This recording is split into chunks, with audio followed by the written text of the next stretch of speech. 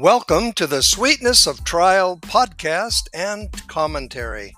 My name is Chuck Malone, and I am the author of the book, The Sweetness of Trial, a perspective to help you win, not just endure. Available in both paperback and Kindle on the Amazon book platform. Written by Charles P. Malone.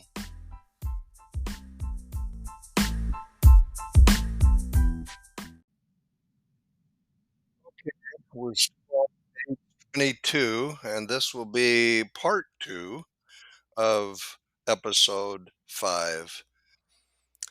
We'll pick up where we left off. We're talking about this life is given to us to prepare for eternity. Sometimes we think that, and we put so much um, I guess, focus on this life as if it were the end. And if we don't accomplish everything, if we're not perfect, if we don't become wealthy, if we don't leave a legacy of wealth and abundance and, all of that, that we feel like, that's all been for naught. But folks, brothers and sisters, for honestly, my testimony is to you. Please listen to your body when I tell you this. This earth life is but a stopping off point. We're here to gain a body. We're here to learn. We're here to be tested. We're here to learn to control and master the natural man within us. We're learning to develop faith. And all of that is just to prepare us for the next phase of our life.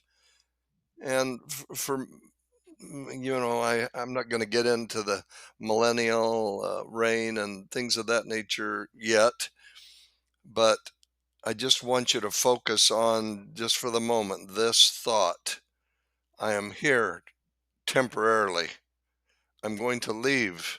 My spirit is still going to remain alive. My body, for a time, is going to separate.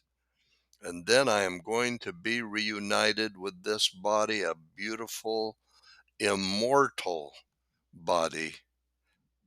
And so just keep that in mind. Everything that you're accomplishing here on earth, let's not take it so serious that we would want to end our own life over it because we didn't accomplish everything that the Marlboro man said we should or look like we should. Let's enjoy this earth life for what it is and for what it offers us. So, how does this unfair experience, I guess, in losing a child help you prepare for eternity? You see, this is such a hard one because without having gone through that myself, I can't truly say I understand. But this is where I can place my faith.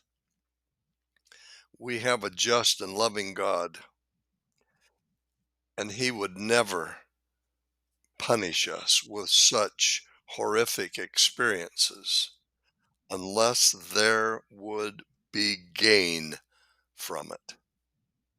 I can promise you, we're not here to be punished. We're here to learn, to gain, to become. And I do believe, because I've experienced it, enough to write a book about it, but also enough to testify to you and the whole world. Without these experiences, whatever agency and the Lord provides us, sometimes He does not interfere. Maybe He didn't cause it. Maybe He just felt and knew that we would become better because of it. And maybe He knows, of course He knows, that all this, even that lost child, will be given to us to raise again. We will. My brothers and sisters, we are not here on earth to lose. We are here on earth to gain.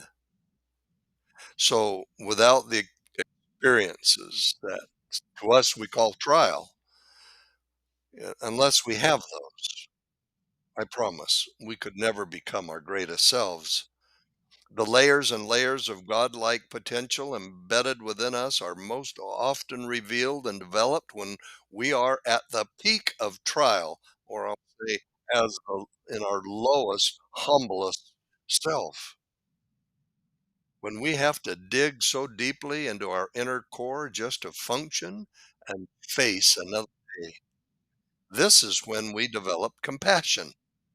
We now better understand, having experienced loss, our worldly nature succumbs to the hurt within us, and a gift of understanding is released to bless others who mourn. Yes, that's right. We are here to learn. Well, let's see here. We're on page 23 now. Jesus beckons us to lift up the hands which hang down and the feeble knees. This is in Hebrews 12:12. This scripture invites each of us to put aside our own hurts for a second and go find someone we can help through encouragement and service. It's amazing that when I was once in a devastating state of depression in my life, the times I felt the best was when I was in the service of my fellow men, forgetting for a moment my own pains. Yes, I did experience depression for years. And really, through the loss of business, through loss of an income, through 10 years of struggling and trying to make something work so that maybe one day I would have a retirement, and it ended. Uh, and I won't go into the details of it, but it was not one of my happiest times, and I took it personally. And I looked at earth life as it. If I if I can't do better than this, and I just kept beating myself into a depressed state. In time, um, it just got to me, and it became, I would say, part of me for a long time. I I lived with this gray cloud over me. I lived with a fog. I lived with, I mean, I remember making a $200,000 commission, and I went to the bank and deposited it and went home, went to bed. I mean, that there was no joy in my life, and how I kept my family together, I didn't. They stayed by me, and those are devastating times. My dear friend who lost her child, her baby, her sweet heart. Oh,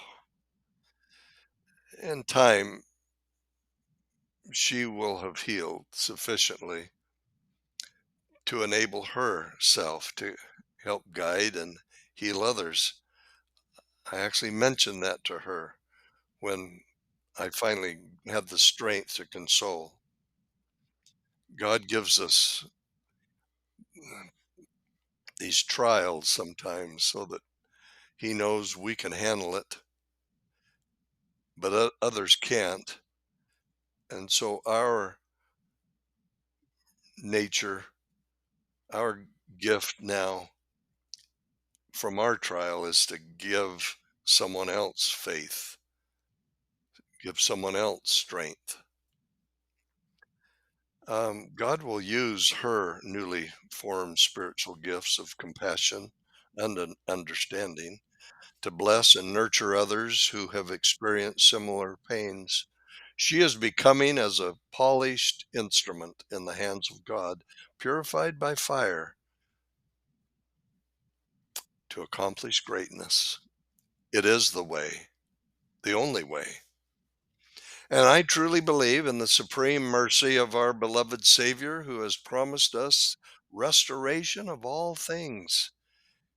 if we will but exercise that grain of faith to believe in him. I do believe that includes mercy and restitution for the loss of loved ones. Helaman, another prophet whose writings are contained in the Book of Mormon, told his sons Nephi and Lehi, and I quote, "And now, my sons, my desire is that ye may lay up for yourselves a treasure in heaven, yea, which is eternal, and which fadeth not away.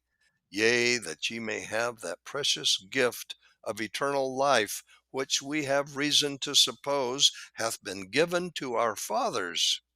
That's found in Helaman 5:8 and in Matthew 6:19 to 21. I testify that whatever price life extracts from you right now, as you read these words, please believe that there is purpose in trial. And as the prophet Alma declared, this is the time to prepare. That's in Alma chapter 12. So the dress rehearsal is over. We are on camera, lights up, rolling. We're now on page 24. Take a look around and try to see how you might grow from the experience you are currently having with an open mind toward becoming better, different, and refined. Ezra Taft Benson, former president of the Church of Jesus Christ of Latter-day Saints, understood that life has a way of beating us down so we feel unimportant and wonder if our lives truly matter.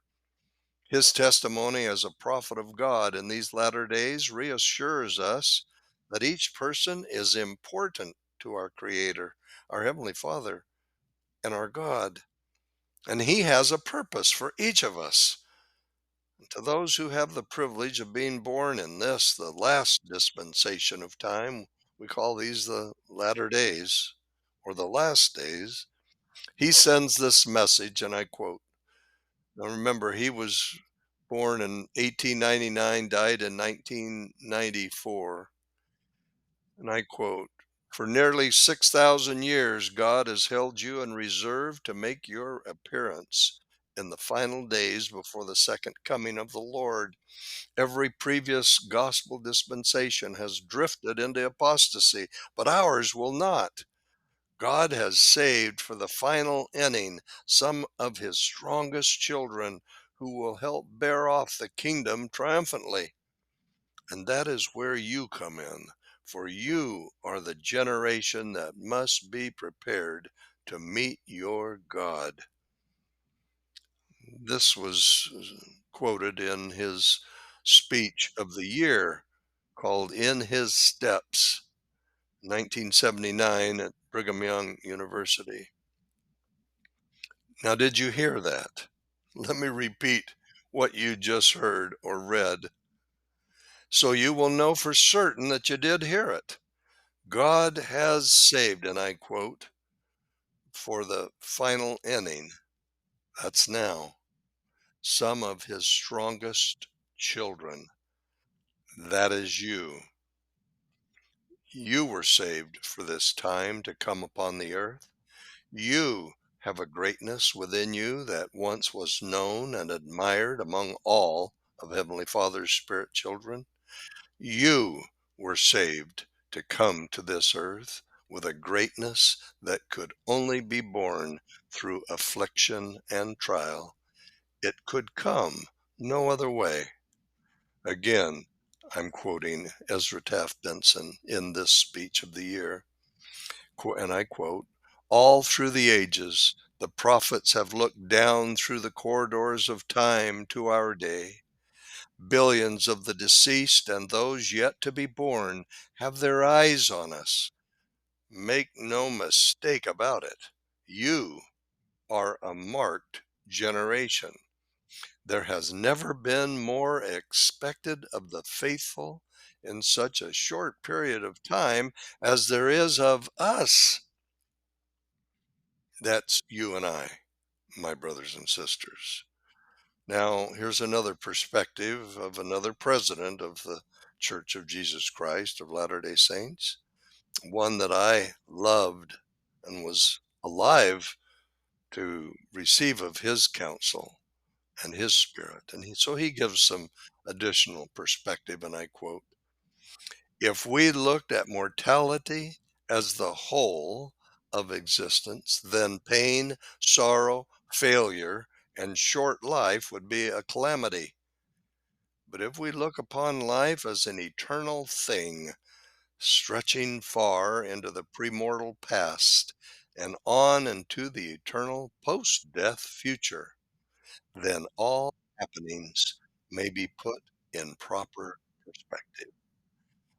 Spencer W. Kimball in Teachings of Presidents of the Church, Chapter 2, page 15. So I think we're going to break here for another part of episode 5 and just kind of rethink what we just went through.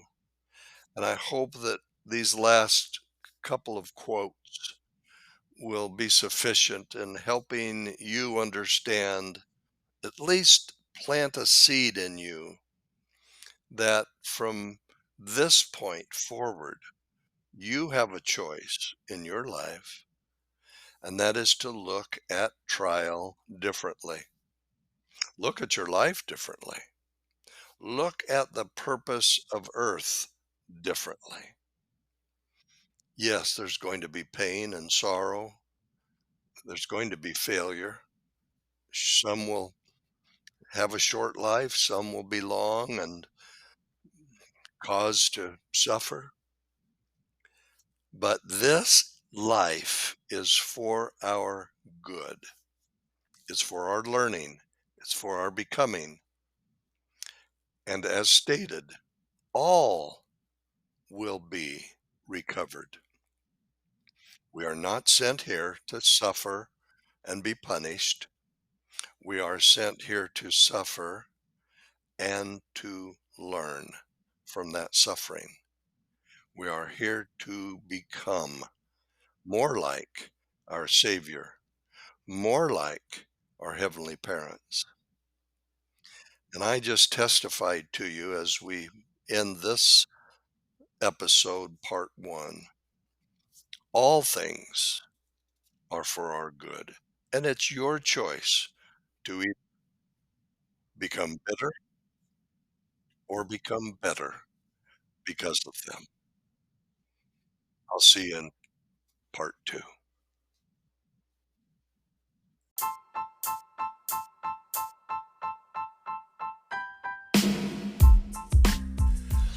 My friends, thank you so much for spending your time with me today in discussing the sweetness of trial. Please join me in future episodes as we learn how to not only endure trial, but to win from it as we continue our journey through my book, The Sweetness of Trial.